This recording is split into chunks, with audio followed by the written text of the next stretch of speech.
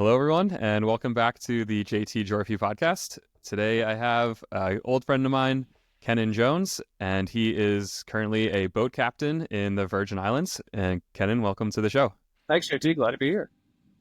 Yeah, so maybe you could start off, give us a little bit of background as to how you got into captaining, how you got into sailing to begin with. Yes, JT and I are old college buddies, and right after college, I moved up to the Washington, D.C. area and started spent most of my time there. About 8 years.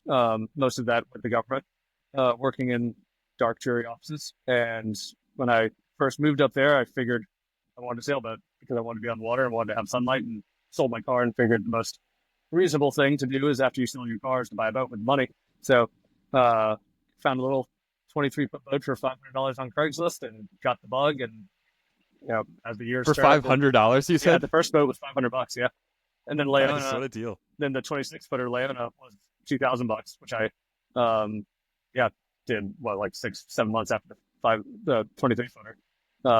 Had that boat for years and years and started sailing with Eric Beal and other of our buddies. And eventually we got the bug on, well, maybe we should just quit our jobs and go sail around the world for a while we're young and free and untethered to things. And then we did. And then we were ending that trip, started in 2018. We're ending it in 2020. COVID is happening. Looked in the mirror one day, just proverbially, and thought, well, do I really want to go back to DC during COVID when everyone's teleworking anyway, going back to cold or cubicles, or see what life on the water is like? And so I had the time and had the miles and got my Coast Guard license and started captaining professionally for some charter companies in the Virgin Islands in end of 2020, beginning of 2021. And I've been doing it ever since. Excellent. When you first started out, did you have to take lessons, training, practice, or did you kind of just buy it and wing it and start teaching yourself? How did that work? You study the curriculum. It's a Coast Guard exam. It's got a section on rules of the road, navigation, general seamanship, yada, yada. And so you go sit for that and pass, don't pass. That was like when you bought that $500 boat? No. One? That was when I wanted to captain professionally. No, I'm talking about like when you very, very first started. Like, had you had any experience before you bought that boat? Like, how'd you learn? Trial, error, mostly error, and books and YouTube videos. I'd grown up around lakes. We always had pontoon boats and lake boats and whatever, but the Chesapeake is actually a fairly substantial body of water, so that was very much a new thing in terms of commercial traffic and places to run aground and other boats and all of those things that come with that. So it was a slow process, but then it really was just step by step. We'd go for overnights, and then we'd go out for a week, and then we'd go out almost every weekend as much as we could, just putting people on the boat and saying, let's go sailing. We had another of one of Eric Bader's friends, grew up sailing competitively right before Eric Beal moved down. He came out with us one day and literally showed us the ropes, where the term comes from. Like, this is what this does. Like, oh, okay, this makes sense now. And then just kind of take it. Sailing's very much like skiing in the sense of the old adage of, you can learn it in a week, but then it takes a lifetime to master. You can get the basics of it, you can make the boat move, but then all the making it move more efficiently, making it move faster from point A to point B and all the things that go along with it is a lifetime of study. Never stop learning, always learning something new. Right. Yeah. I mean, from learning from zero to then sailing around the world to then being a boat captain in a relatively short period of time is pretty impressive. I guess, what would you say have been some kind of lessons that have come out of that? What approaches you've taken to build up your confidence and get the skills you needed there? I would say that certainly doing the circuit navigation built a lot of confidence, because that was being our buddy in a 34-foot boat. And we're like, well, we've prepared as much as we can, and we have enough wherewithal and know-how between us to generally get to where we're going. And if things break, we can make it good enough for the time being. And just completing that, which there were plenty of instances when that occurred, and you just have to make do. You can't just run to the store. You can't just get something off Amazon. You can't just, this is pre-Starlink, so you can't just get someone on the phone. You're just, you and your wherewithal and some books that you might have and some ideas that you maybe dream of, and some things work. And then, it's really one of those things where you can study and read, but it's so much comes to practical experience and practicality down to it. I mean, I remember from the first charter I took in the Virgin Islands, 5 years ago now, that the way you show things to guests, the way you explain things to them, and the way you want to provide background is the history of the islands and make sure um, everyone's involved and everyone feels participant. That was, anyway, by way of background, that was when I was more doing charters with me as the only captain, so the guests were actually participating in the boat. They had to because it was just me.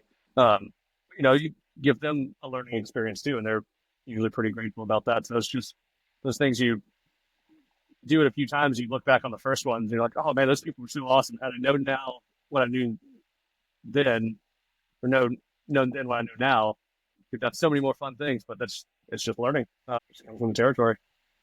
Yeah.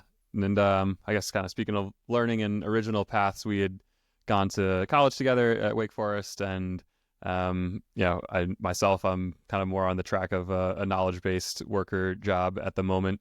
Maybe one day try to transition to something working outside, like captaining a boat. Sounds pretty awesome to me. Had you had any ideas or plans when you were in school, like while you were studying, that you would go down this route? I know you mentioned you worked at the State Department. I imagine that was right after school before you made the pivot to sailing. What was your kind of thought process maybe back when you were in school, and how you got to where you are now? I mean, I always just loved being outside and being on the water. And even in DC, when we'd be out as many weekends as we could, and from DC over to Annapolis to get on the water, I just kept, you do your daydream and you're scrolling through the internet when you got back home. And all right, how can people clearly make a living on this? How do you make a living on this? And that was kind of when the sailing YouTube videos just started getting going, which are now all over the place. I mean, I wouldn't say a million of them, but there's thousands of them. Whereas originally there were 5 or 10 channels maybe that were doing it, like 2013, 14-ish. So there was that. There was, all right, monetized content on the internet. Eric and I we had thoughts and aspirations of doing that, and quickly found out how much work it is to actually do it. And like, all right, never mind, we want to enjoy our time actually sailing. Or then you work on a boat as deckhand, stew, chef, captain, mate, captain eventually. And so coming out of school, always think, or at least most thinking, I think we were all somewhat nudged to think, like, are you trying to do something in your career field and what you majored in, and the things that are the more traditional paths, for lack of a better term, and you do it, and if there's something that's nagging at you for forever,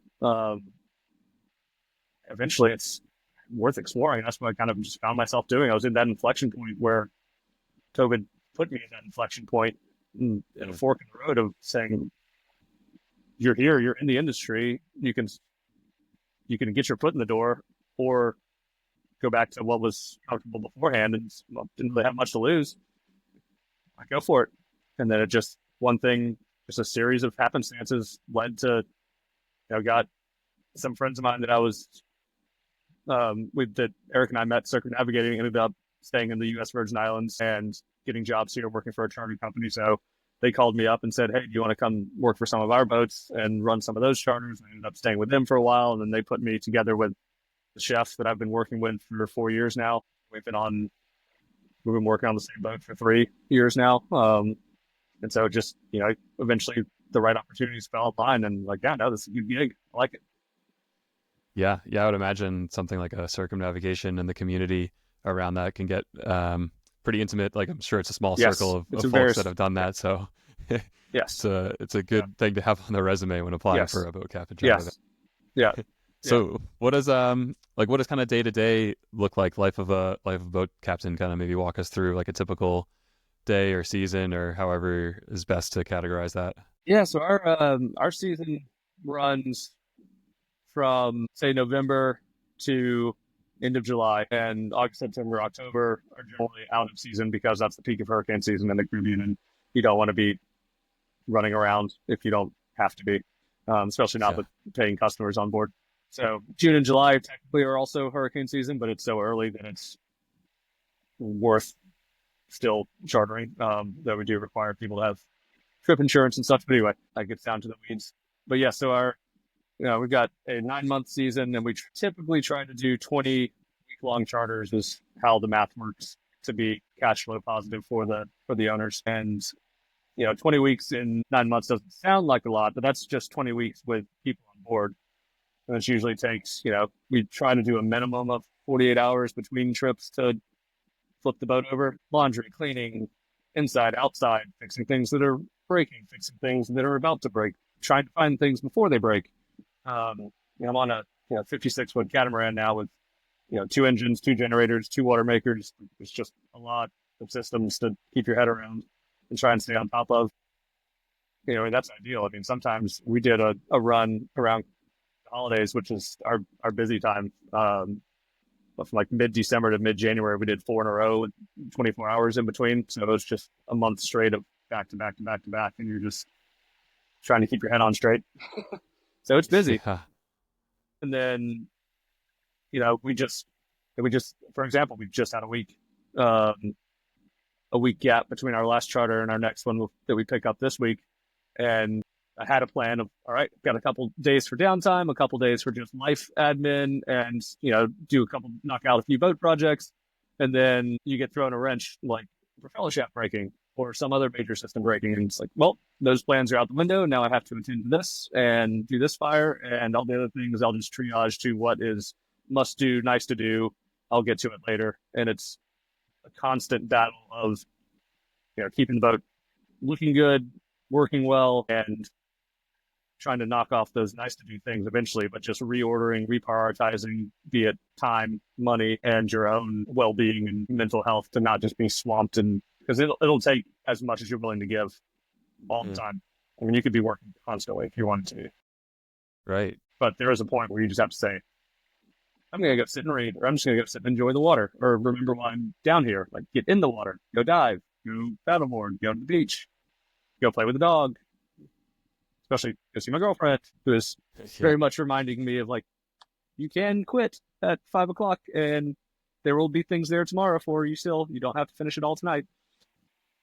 Right. Yeah. It sounds like it could be, like you're saying, like a 24/7 type of deal, because there's always another project or another thing to be fixed or another thing to plan for. So maybe what are some of your strategies there to create your own boundaries around your time and around work? What things have worked for you? Maybe what pitfalls have you had to deal with?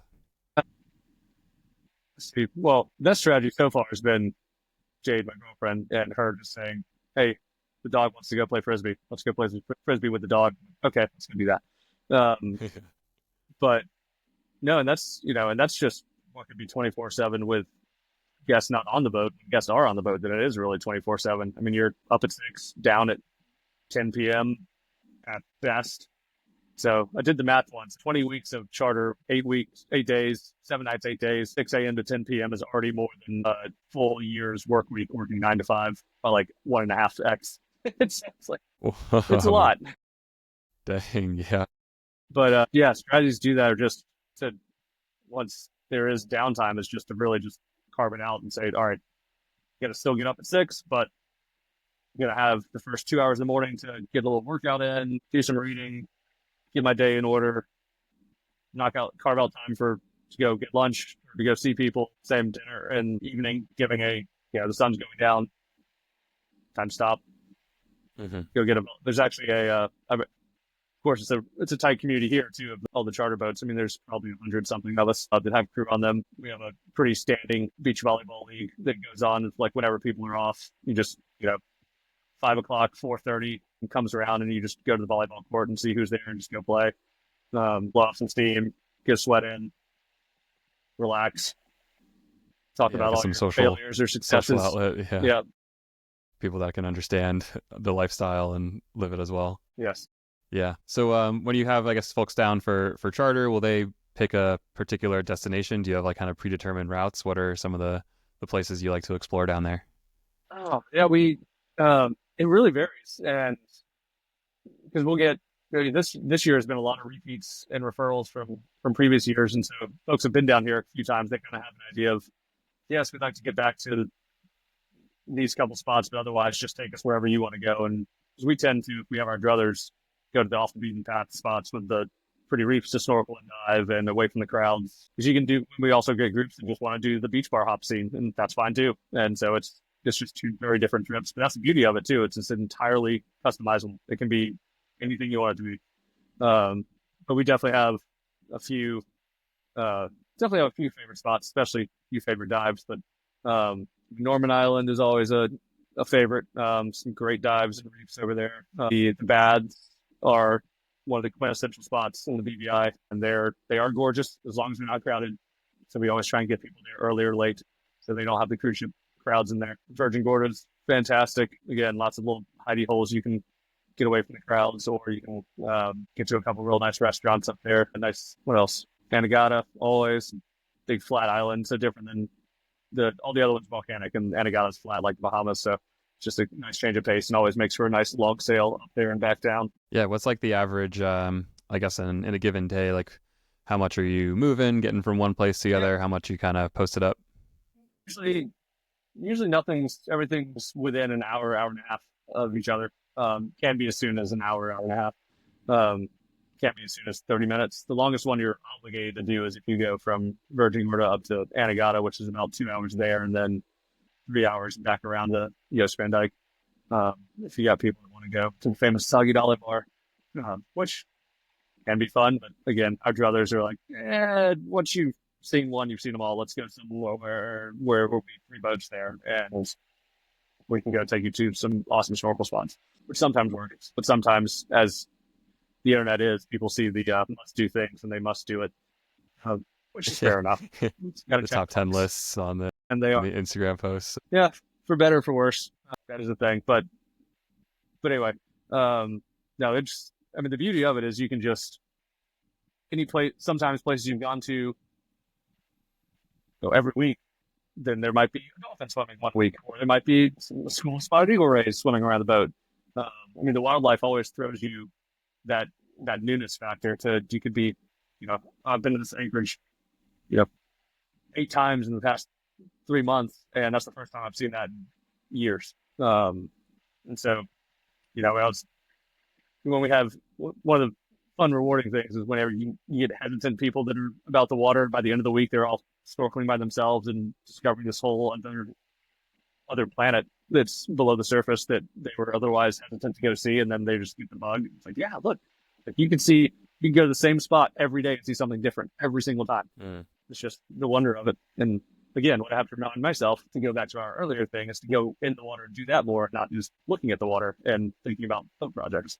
Yeah. Have you been kind of learning more about like the marine biology and different animals and spotting them? Like, what's that experience been like, being able to have access to kind of this other world? Yeah, it's great. And we do a decent amount of diving. I got my dive instructor ticket a year and change ago, and then the chef I work with is a dive master too, and she has her degree in marine biology, so she is an encyclopedia of everything under the water, which is awesome. So she's obviously taught me a lot, and I've been able to relay a lot of that on to the guest. But every once in a while, we even, she sees things that, I haven't seen that in forever. We had case in point, about a year ago, we had super precocious, about 14-year-old girl who was also just about everything underwater, and underwater lights were on at night, and she was sitting there just with a little, like a kitchen sifter, picking up little baby fish and looking at what they were, and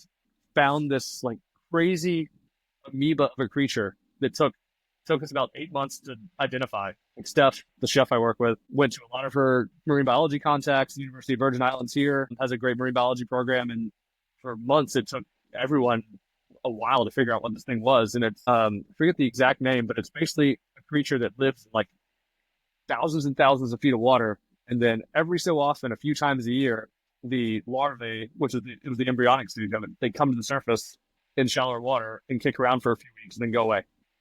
Huh. And it was just this wild happenstance of this creature. It looked like an alien. Yeah. It's one of those things, like, it's a memory that happens, that just showed up, and obviously we tell a lot of stories as part of our job, and those stories always, everything gets filtered into a file of like, another story for that, another story for that, another story for that. Right. Yeah. Which makes for very cool. Which makes for some fun storytelling time. Yeah. Are you guys like fishing off the side of the boat too for the chef on board and cooking up fish? How does that work? Yeah, every so often. We're generally stay pretty shallow. You have to go a few miles um, offshore out of the island chain to get to the deeper water where you get the good stuff. Um, we also have any of the reef fish really have are a risk of having ciguatera, which is a fish-borne neurotoxin that reef fish get from eating off the reef. It's in a few it's in a few bands around the world, the Caribbean, French Polynesia, and Pacific West until you get to around Papua New Guinea, Indonesia, and then the Indian is all free of it. But anything that's on the reef is a risk of getting it. And you really don't want to get it. But anything pelagic, so swimming out in the open ocean, wahi, tuna, wahoo, that's all fine. So if we're fishing off the boat inshore, it's kind of catch and release just for fun. And then every once in a while, if you get the folks that really like sailing and want to go just out for the day, we'll go trawl the deep water and pull up some goodies. But yeah, now we went down to last July. We were down to Aruba, Bonaire, and Curacao for 3 weeks with the owners, and we got to do a lot of fishing with them because it's a lot of deep water between the islands, and so we pull up mahi and then it'd be lunch, or pull up a tuna and then it'd be dinner. And that was awesome. Yeah, very nice. Talking about stories, and they say the storm makes the sailor. Have you had any kind of stories of intense conditions and kind of close calls, and like what's kind of been some of the challenges that you experience out there with weather and things like that? Yeah. In the charter world, weather-wise, when you get your breezier days, but nothing scary or life-threatening or anything like that. We'll have, which we're coming out of right now, is the period of the Christmas winds, which come in right after Christmas, and that's the stronger winds of the year. So it just makes for some splashy, bumpy boat rides. But Eric and I definitely had some serious weather we went through on our trip around the world. And in this boat, we had a close-ish call last year, which is the reason we ended up going to Aruba, Bonaire, and Curacao. We were in St. Vincent and the Grenadines in late June for a charter, and the owners were supposed to come down for 3 weeks right after that. And I mentioned this also because I mentioned earlier how June and July are typically not months where you get any sort of real storms. But then as the climate changes and is changing, we had Hurricane Beryl come through late June, if you remember that one, the earliest Cat 5 and the lowest Cat 5 and the ist of everything. And so we were staring that thing down, looking at it form while we had people on the boat. We're like, there's no way. That's way too early. Way too early. We're way too low. There's no way that thing is going to, these models have to be wrong. And they kept going. It's like, nope, it's coming. So we fortunately ended the charter on time. We dropped the guest off on Saturday morning. It hit on Monday, and we dropped the guest off around 10 o'clock and then hightailed it south. We were just next to Grenada around 3 or so in the morning, and then saw the latest forecast, and it was still building and still coming. And we're like, nope. So we ran all the way down to Trinidad, which was safe and fine. And there was a hole that morning you could see on the chart plotter and the radar, all the boats just in a line, just funneling down, running out of the way, just running. Yeah. So I put us in Trinidad for a week while that went over, and then we kind of assessed what we're going to do, because obviously we're not going to take the owners up to a disaster zone. No vacation right now. So we ended up doing the ABCs, which was awesome in its own right. But it was just one of those things like, wow, what luck. Yeah. This is the first how time. much, I guess, has technology and the ability to kind of predict and see these things come in, I guess, over the course of time? I'm sure it's changed pretty dramatically. Like, what kind of stuff are you working with that's given you more insight and predictions and things like that? Yeah, I mean, we have Starlink on the boat, as most boats do nowadays. So you've got full fast internet wherever you are. Good old beyond that. I mean, all the weather prediction apps or whatever, all from NOAA and National Weather Service data. So I mean, I use that all the time. I go to NOAA, especially National Hurricane Center. I mean, all that's the basis of everything. Then there's a few apps that will extrapolate out predictions for wind and swell and all of that for a couple weeks at a time. But no, for anything like a hurricane, it's like the hurricane. NOAA's the one. Yeah, I think they got all the satellites and links. It's just nice to be able to have Steph. She's been doing this for 20 5 years now. She told me a story back in the probably mid thousands when they had it. They were down same region, and I think it was Hurricane Ivan was coming through. It was the last one to really hit that zone. Uh, they were off. They were just coming back from a charter and pulled into an anchorage, and everyone was gone. And then they kind of went up to the internet cafe and were like to check email, like, "Why are you here? You should be running." And they're like, "Oh, what's going on?" Like, we need to get out of here. So Wild. obviously, it's quite the blessing we have just to be able to dial it up from satellites now versus pulling in and be like, "Wow, it's quiet in here. I wonder what's going on." Yeah, I bet. Dang. And so you're on a catamaran now. Could you maybe describe to those who are not super familiar with boats and sailboats, kind of some of the differences, some of the reasons maybe someone would prefer a single hull versus a catamaran versus motor, kind of what people look for and why they make boating choices that way? Yeah, sure. I mean, catamarans are your lovely floating condos in the Caribbean, which is why people love them so much. You get double 2 to 2x the space that you would get on the same size monohull, and much more stable as well in terms of, you can put your painkiller down on the counter and it's not going to slide off like you will on a monohull if you lean over or have a wave come and smack you on the side. You're spending 95% of your time on anchor or still or on a mooring when you're especially island hopping like we're doing. So, you want the living space versus the seaworthiness that your traditional monohull gives you. That's a big debate, so I'm not going to go into that too much. That there's a debate between like if a single hull is actually better for like kind of more rough seas or something. Yeah. I mean, over what are called the production catamarans, which are the mass-produced charter fleets that you see around. I mean, those certainly are not as seaworthy as your traditional monohull, but there's also a bunch of those that are mass-produced for charter also. So it's, to be precise in what I'm talking about, I suppose. But generally, kind of your traditionalists like myself and Eric and a lot of other folks will say your monohulls are just like your little safety bubble. Like, they don't have two holes. They're doing this. They're trying to split themselves apart. But no, I mean, there are plenty of made to voyage and made to explore catamarans that are perfectly fine to go take across an ocean, especially if you're doing the classic milk run, which is following the trade winds around the world, which is what we did. That's obviously a lot easier on the boat than if you're trying to go against the wind across an ocean like a racer would do. But then again, that doesn't sound like much of a vacation or a pleasure cruise either. So they say only racers and fools go to windward, gentlemen. Fair enough. Generally. Yeah. What's kind of like the amenities, or as compared to a vacation in a hotel? What's a vacation look like on a chartered catamaran? Like full size beds, or are we looking at tight quarters? How does it typically work on these condos of the Caribbean, as you call condos of the Caribbean? Full. We have. I mean, this boat is a 56-foot cat, so we got 56 long by 31 wide, and four cabins with queens, full stand-up showers, a dishwasher, washer dryer, water maker that makes all the water. I mean, you can take your hot showers as much as you want. You got showers off the back. Of course, all your other fun amenities like ice makers and full bar and lots of coolers to keep your drinks cold and water toys. And the condos of the Caribbean I think that should be a new reality show. Yeah, I like it. It's got a nice rhyming and it sounds awesome. Yeah, it really does. So you have a water maker. Is that like a desalination type process? Yep.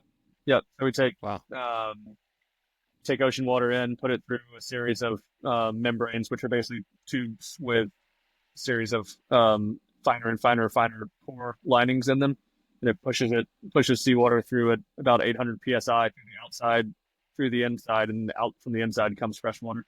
Wow! And so we can. And it's drinkable. Like, oh yeah, it's purer straight out of there. Purer than anything you're going to get out of a tap. We actually it goes through a remineralizer, it comes out purely distilled water, which is actually not great for you to drink in mass quantities either, because it doesn't have any minerals or other things that water's alkalinity that water's supposed to have in it. But yeah, we can make 70 gallons an hour, so we can keep chugging along pretty good. Yep. Dang.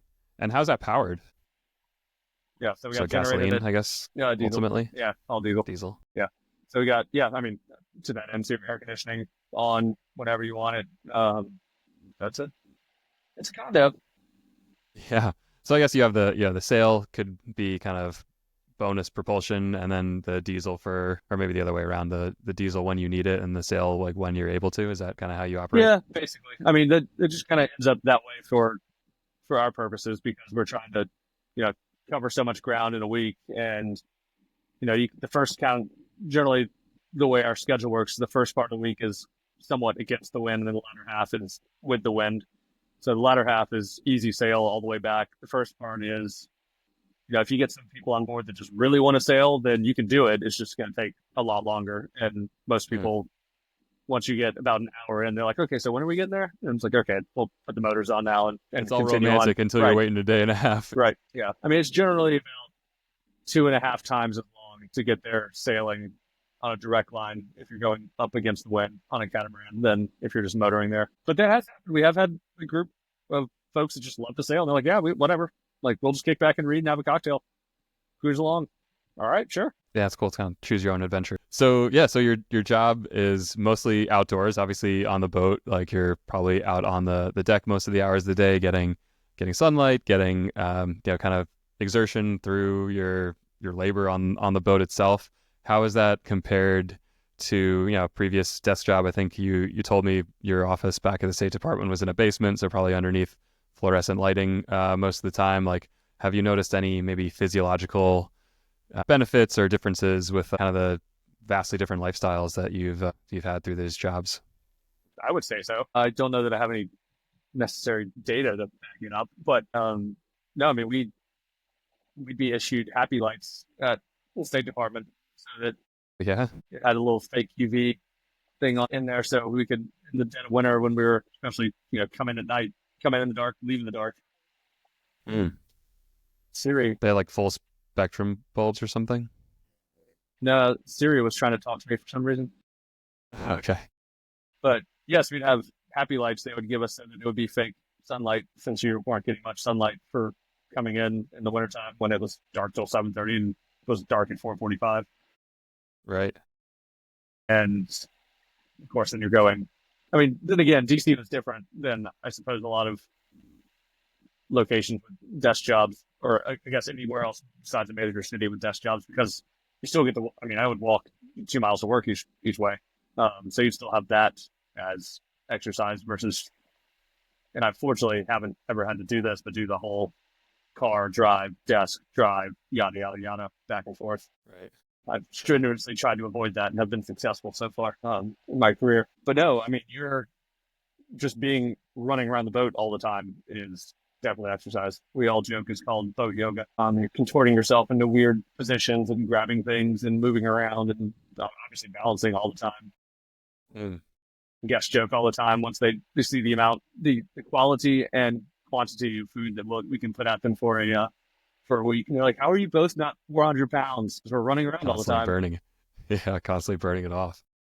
Mental energy, physical energy, and certainly, yeah, I mean, a frustrating moment or a bad moment, you just look out and it's a beautiful blue water, sunny day, and there's nothing quicker to put a recenter on everything and a reset than just having that view. It's like, you know what? It could be a lot worse. Right. Right. Yeah. Yeah. There's something very romantic about the idea of it for me. I mean, obviously, listening to the amount of work that goes into it and just like the hours and having to be on, 24/7 when you're on these charters, it does seem intense, but it seems like there's a trade-off there that perhaps worth it. Yeah. No, yeah, it does have a tinge of golden handcuffs to it because it's, the tough days are tough and the days can be long, but then you're in a beautiful place when everything's acting right and you've got some downtime. The world's your oyster. You're in a beautiful place. You just go explore, just hang, enjoy, pick whatever activity you want to do. Yeah. Yeah. What's to do it? Right there, even better. It's like the maybe longevity in this career. Do folks tend to do it kind of for forever until they can't do it anymore? What's kind of your prediction, your plan for the future for yourself and sticking in this world versus joining the terrestrial folks. Right, terrestrial folks. Timely question, because yeah, I'll be hanging it up at the end of this season, and not away from water, but just away from full time, because I want more time to be able to focus on creating something new, or figuring out a new direction, or just providing open space in my schedule for things to occur. One of the downsides of it is that while you do get 3 months off, August, September, October, the 9 months are very much not your time. The boat has needs. You've got charters. Things can just come up and break, or charters can just kind of show up. Luckily, we've been pretty busy, and so we can make our own schedule to a degree. But if the boat's not busy, you're just kind of on standby, waiting for something to book, or trying to get bookings so that you're bringing in the money for the program. So, if you've got, especially anything around holidays. Our Christmas, New Year's is super busy. Those are premium weeks. March, April is very busy with spring break, and then June, July are busy-ish with once school holidays kick in. But so you've got effectively February and May where you could sneak away a little bit if time permits, but otherwise trying to schedule anything else in those 9 months is hard. You just kind of write it off. It's like, no, I'm just not going to be free most of the time. Right. Yeah. And then again, of course, holidays. It would be nice to do Christmas at home for the first time in 5 years now. Yeah. This next year. But see, what was the original question? Yes. What's your plan? What's your plan for the future? Seems like it's still kind of in the works maybe, but yeah, I'm still gonna be in the Virgin Islands for another year and see maybe do some freelance. That's the other good thing about this industry, though, is there's always a need for somebody. There's a huge crew shortage, especially American crew shortage. So if you're available, you can find work easily. Just kind of want to put it more on my own schedule, and there's a big difference in picking up a charter here or there.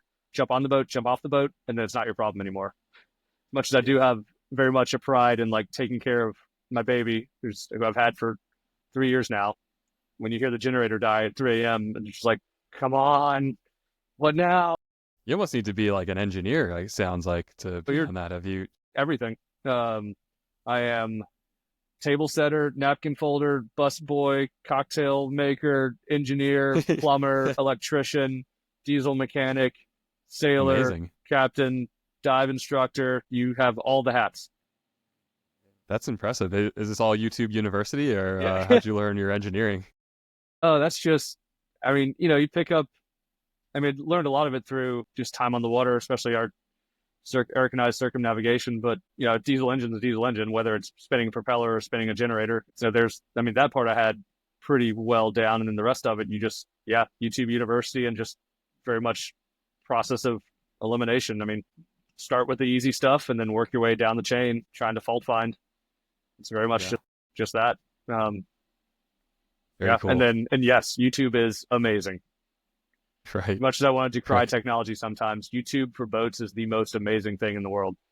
And Facebook, as much as I want to hate Facebook sometimes, every island group has a Facebook group for sailors. Every marine part or marine system has a Facebook group that's got amateurs and professionals in it. So there's a group for marine air conditioning, for water makers, for generators, for engines. And the amount of knowledge shared and available through that people are willing to give, and that things are already there because you obviously can search it too, is really an asset that we didn't have beforehand. That's incredible. Yeah. And that is one, a very good use case, a positive use case for social media. Right. Yeah. Bringing that tight-knit community even closer together, seemingly, allowing information. Yeah. Information, finding parts. If you got something that's way out of date, or that's something back, or someone just has a langer, you can, it's a real benefit to everybody. Because you can, and it's a symbiotic thing, right? Because I've benefited from it, so I like to contribute back when I can. If someone asks a question like, "Oh, I've actually faced that before," let me help. Pay it forward. Yeah, and that's just the boating community as a whole, which is something that's really nice and hard to step away from. Is that you're always going to be on the receiving end. You're always at some point you'll be on the receiving end of help, and so everyone knows that. And then because that, everyone is willing to help because it's going to be you eventually. Right. It's not an if, but a when. And so, Right. the more you help, the more you get back what you give out, and you want to try and reciprocate that too. Karma loop is real. In the boating world, it's a very real thing. Yeah. Very cool. It's not even just with mechanical things. I mean, there's obviously there's a captain's group, and then there's a chef's group too. I mean, you'll be in a popular anchorage, and one of the chefs puts out a call for like, hey, anybody got some curry powder, or anyone have an extra chili thread or something? And then you go to help, and then you're going to be that comes back around eventually. Right. Yeah, That's amazing. Yeah. It sounds like it's a good. really cool lifestyle. It's totally different than the one I'm living right now. So yeah, thank you for sharing the experience, the Thanks for the insights, opportunity. some stories with us. Yeah. And, kind of wrap it up here. We want to give you the opportunity to give any plugs where people can find you if they wanted to reach out, learn more about charters and things like that. Any final notes? Yeah, come check out our social media at Altess Sales on Instagram, or Sailing Catamaran Altess on the webs. So they're kind of our website. I guess give that to JT and have him stick it in the notes for the episode as well. But yeah, take a look at some of the photos on the Instagram page and see what fun we're having. Obviously Excellent. Yeah. curated to only be the fun things. It's not me upside down in an hot engine room. Although maybe we should do Although that too. that would be cool. I would say that would spark some interest for Yes. certain folks as well. So It's like you can maybe only for see the his future. legs, and he's all the way back there. How did that happen? Awesome. Well, thanks for coming on the show and sharing your stories, and really appreciate it. And we'll flag that we're going to have you back with Eric to go more in depth on your circumnavigation story. So looking forward to that deeper dive into that trip. Awesome. Can't wait. Thanks, sir. Cool. We'll see you next time. Next Take care, time. everybody.